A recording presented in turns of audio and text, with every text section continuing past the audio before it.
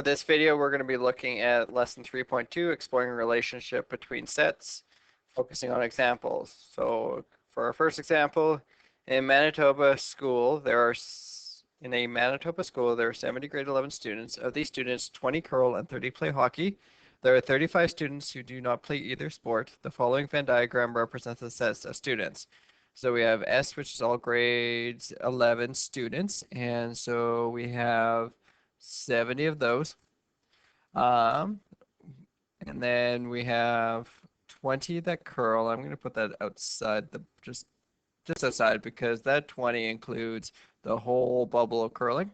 And then we got 30 that play hockey. So I'm just going to put that just off to the side for hockey because the whole bubble is 30.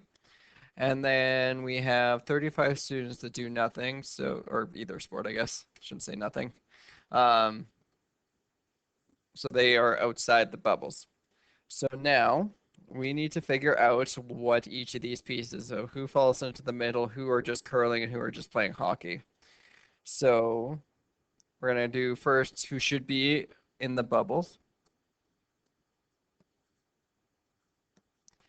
And so we have 70 people altogether, and 35 of those don't fall into the bubbles, which means we have 35 that do fall into the bubbles. Then we're going to do the total. But remember when doing, oops, let's try to spell that a little bit better. So we're going to do the total. And just a reminder, when you do the total, when you add the two bubbles together, you end up with that extra overlap because the overlap gets included twice.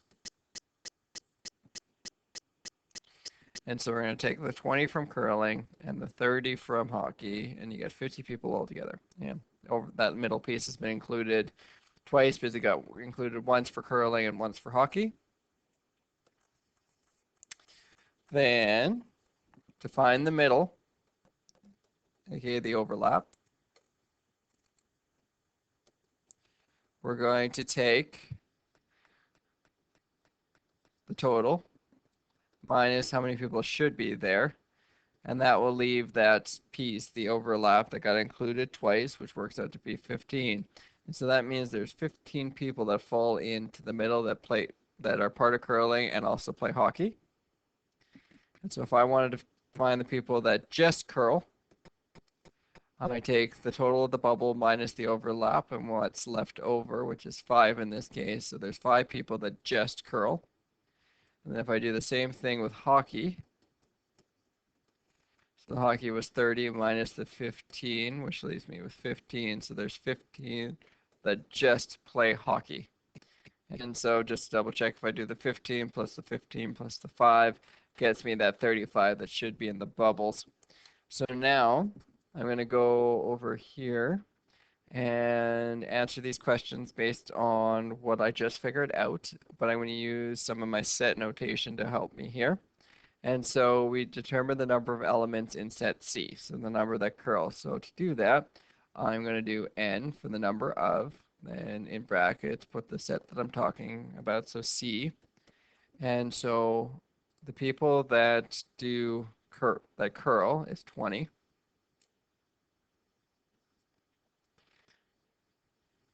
And then we have the set H, so the number of people that play hockey. So I'm going to do n for the number of, and then I'm talking about set H. And there's 30 altogether for that one.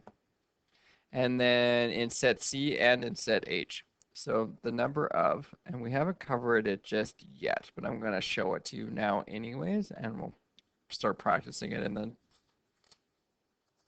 next couple lessons. So when we're doing and, this word, that's an intersection, and so we're going to use an upside down U to represent that. So I'm going to do C, and we're to intersect for and, H. So this is the ones that are in C and in H, which is that middle piece, the overlap, and it works out to be 15. And then are these two sets just disjoint? And the answer is no, because there's a piece that overlap. There's 15 that do both. So no, they are not disjointed because there are 15 people that do both.